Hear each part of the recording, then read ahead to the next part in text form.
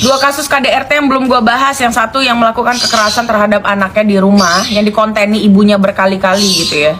Kalau gue jadi ibunya, sekali aja anak gue dikasarin, gue akan lapor dia ke polisi dan akan pindah dari kediaman tersebut. Karena gue gak akan ngebiarin hal tersebut terjadi berulang-ulang dan gue konteni gitu loh.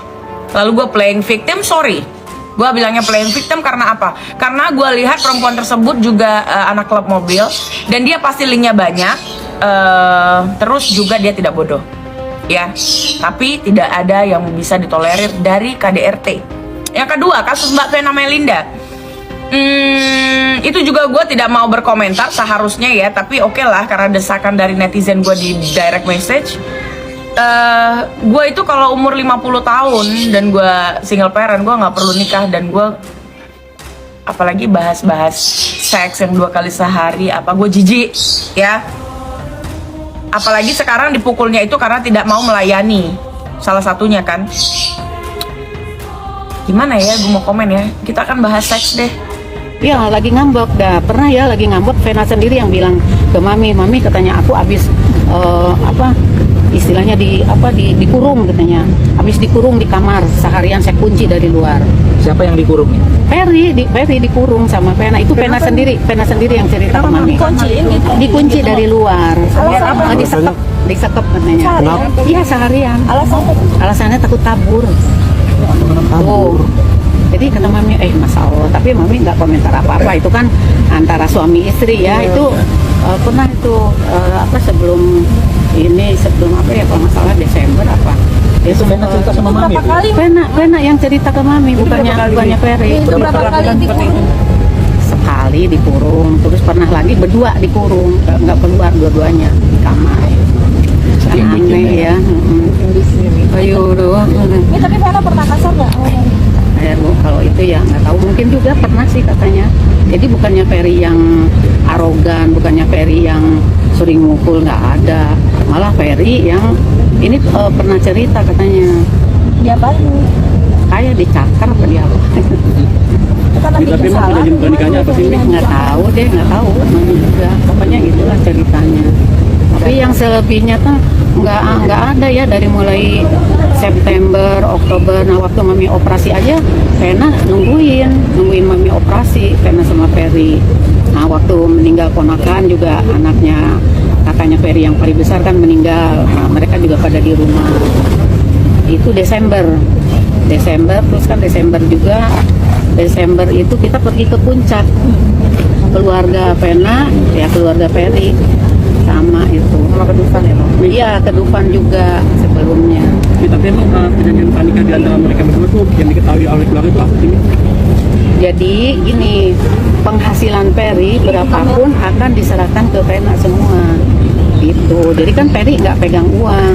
Saya pun ya. Iya, enggak. Makanya kan minta pulsa, minta ini, ya otomatis minta dong ke istrinya, karena kan uangnya semua yang pegang istrinya. Kecuali misalnya nih, Ferry pendapatan berapa, paling nggak taruhlah nih buat kamu deh pegangan gitu, berapa kek ya, nggak ada. Jadi semua yang pegang Vena, dibilangnya katanya kan nggak kerja, minta uang, ngasih mami. Ya pernah ngasih mami memang 500.000. Jadi mami juga nggak ilangin ya rezeki, berapapun itu rezeki dari anak. Nggak pernah mami minta apa gimana, nggak pernah. Ya alhamdulillah lah, walaupun istilahnya mami ini nggak mau mami minta ke anak ya. Nih, kalau misalkan mereka lagi ada kerjaan berdua itu, maksudnya hasil duitnya Ferry itu, Enggak, pendapatan Ferry itu masuknya ke rekeningnya? iya ke rekening Vena semua. Semuanya. Iya.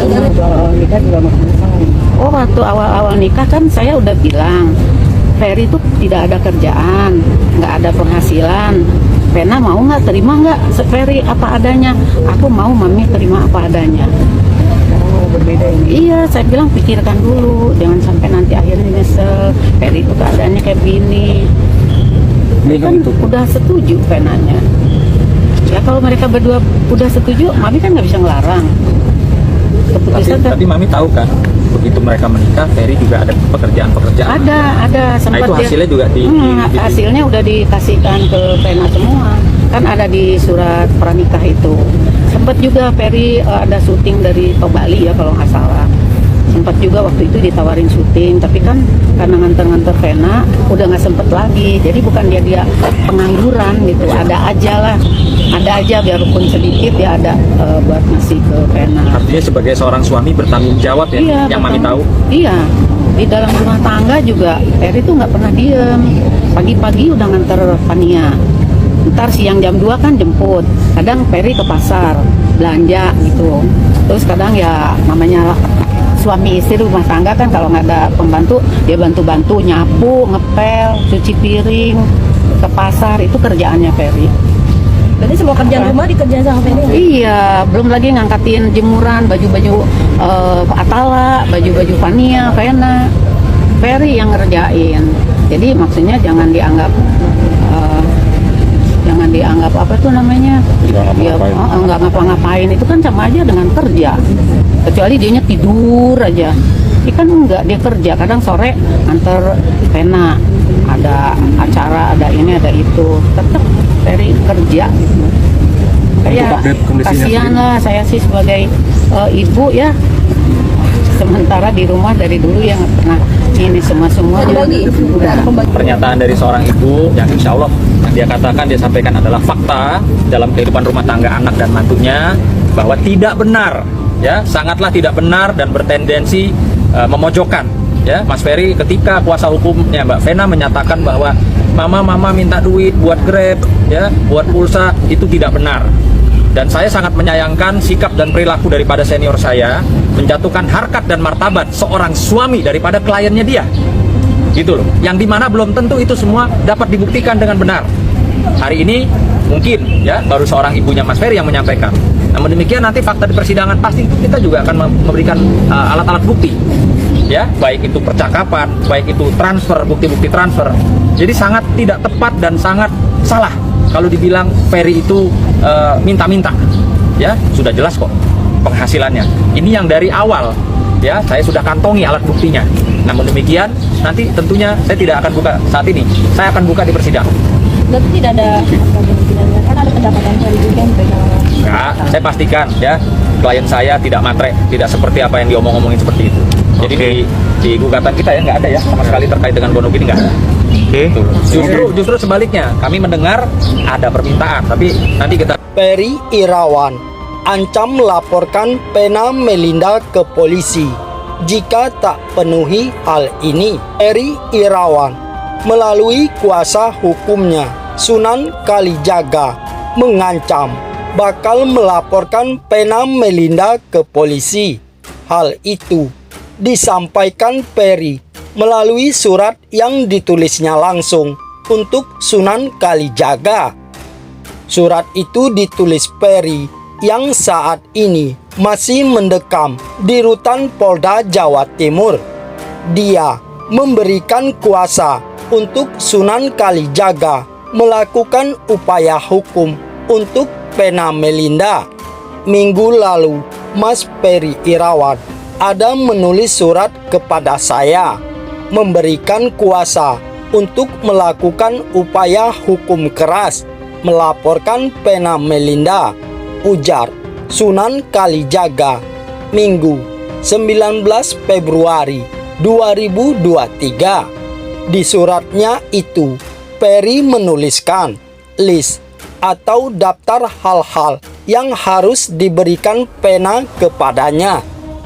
Jika hal-hal itu tak dipenuhi, maka Sunan Kalijaga menyebut bakal segera melaporkan Vena atas tuduhan tindak pidana. Kemarin Mas Ferry memberikan saya list daftar.